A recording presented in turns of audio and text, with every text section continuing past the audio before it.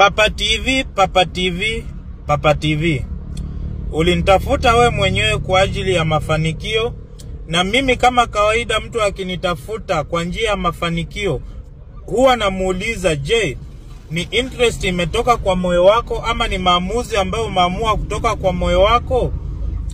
Kwanza, hiyo ndio swali la kwanza. Na pia mimi sitafuti mtu kuja kujiunga kwa jicho la tatu la dunia, bali yule anayenitafuta, ambaye anayetamani kuishi maisha kama yangu, ambaye anayetamani kuworship mahali mimi na worship, kwa sababu in Kenya tuko na freedom of worship. Kila mtu anakubaliwa kuabudu mahali popote anapotaka. Papa TV ulinitafuta, na mimi kwa roho ya utu wangu niliamua kusaidia, na nikakuuliza maswali ukanijibu vile ilikuwa inatakikana.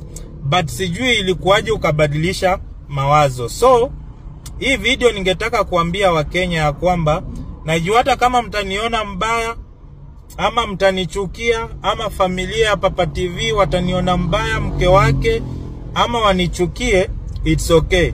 Bali ukweli ni kwamba mahali Papa TV alifika hakuna namna ama njia yoyote ya kumuondoa. Kwa sababu unajua FM ama jicho la tatu la dunia, ukifanya maamuzi ya kujiunga,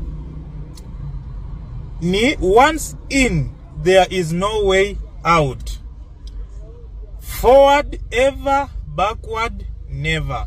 Na sasa kwa issue ya Papa TV ni ngumu sana kwa sababu hawezi ondoka. So Papa TV mimi nitakupa muda, weka jifikirie, alafu jifanyie maamuzi wewe mwenyewe, uje umalize process ambayo ulianza, kwa sababu hamna njia nyingine. Hakuna kitu kingine utakachofanya, hakuna mahali utaenda, hakuna mganga, hakuna pasta, hakuna mtu yoyote atakaye kuondoa katika hilo jambo, bali ni wana FM tu na mimi Chief Bernard, mtoto mdogo mwenye pesa mingi, kiongozi wa jicho la tatu la dunia East Africa.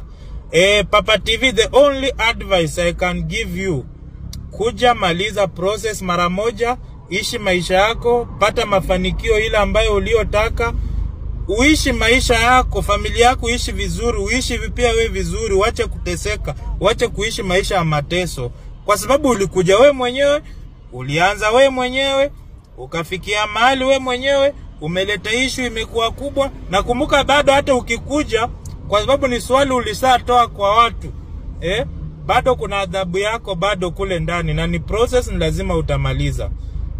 Na mimi nakuambia ukweli, this is the truth.